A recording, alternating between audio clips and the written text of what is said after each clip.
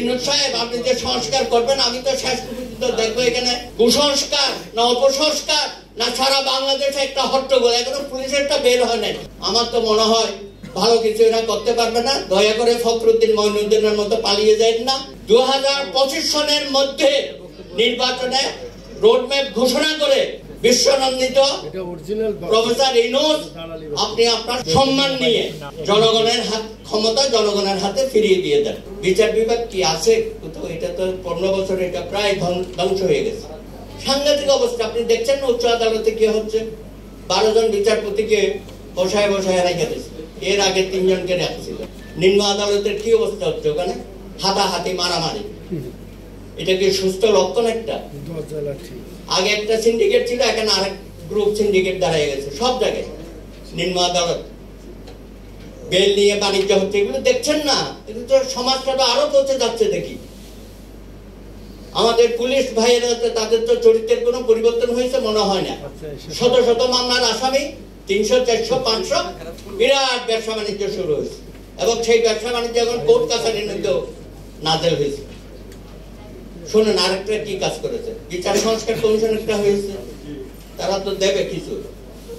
মাননীয় প্রধান বিচারপতি আপনি বললেন 25 দফা সংস্কার আমি করব। খুব ভালো, আপনি খুব মেধা সম্পন্ন মানুষ, ব্যারিস্টার ইশতিয়াক সাহেবের ছেলে, আমাদের খুব গ্রহণযোগ্য একজন প্রধান বিচারপতি বহুদিন পরে পেয়েছি। আপনি নিজেও বলেছেন যে 25 দফা করবো, বিচারক নিয়োগে আমি আইন করব। করছে, হয়তো করতেছে। তার আগে আপনি 23 জন বিচারপতি নিয়োগ দিয়েছেন কেন? আমরা জানতে চাই।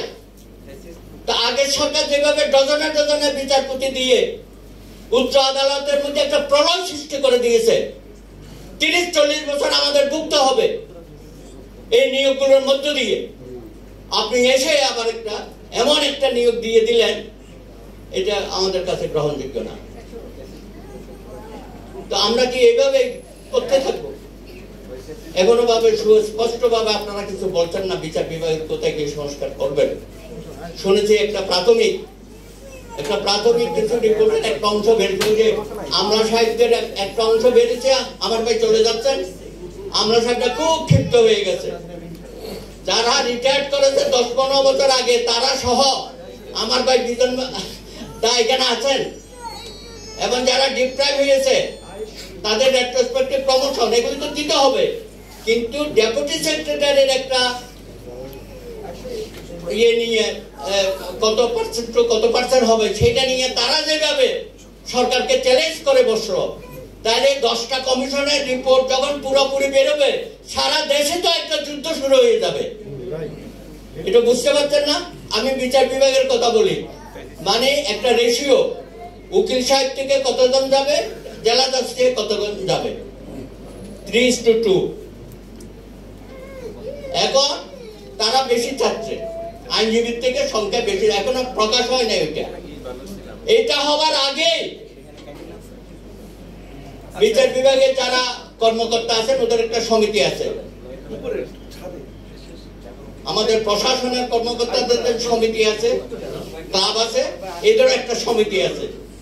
তারা একটা বিবৃতি দিয়ে বসে আছে, সরকারকে চ্যালেঞ্জ করে যে এই কমিশনের রিপোর্ট আমরা মানি না। তো বুঝেন, ইউনূস সাহেব আপনি যে সংস্কার করবেন আমি তো শেষ পর্যন্ত দেখবো এখানে কুসংস্কার না অপসংস্কার না সারা বাংলাদেশে একটা হট্টগোল, এখনো পুলিশেরটা বের হয় নাই। পুলিশেরটা বের হলে আমি তো দেখি এখানে একটা খুনাখুনি হয়ে যাবে, প্রশাসনে হাঁটাহাঁটি হয়েছে, আপনারা দেখেছেন। আমি খুব ভাই আশঙ্কার মধ্যে আছি। দয়া করে আপনারা যে সিরাজুল আলম খান দাদা ভাইয়ের, ওনাদের তো খুব কম ছিল রাষ্ট্র সংস্কারের বিষয়, এখন তারা যেভাবে পরিধি বাড়াচ্ছে, আমার তো মনে হয় ভালো কিছু এরা করতে পারবে না। দয়া করে ফখরুদ্দিন মঈনুদ্দিনের মতো পালিয়ে যায় না। আপনারা থাকেন, খুব দ্রুততম সময়ে 2025 সনের মধ্যে নির্বাচনে রোডম্যাপ ঘোষণা করে বিশ্বনন্দিত প্রফেসর ইউনূস আপনি আপনার সম্মান নিয়ে জনগণের ক্ষমতা জনগণের হাতে ফিরিয়ে দিয়ে দেন। ধন্যবাদ।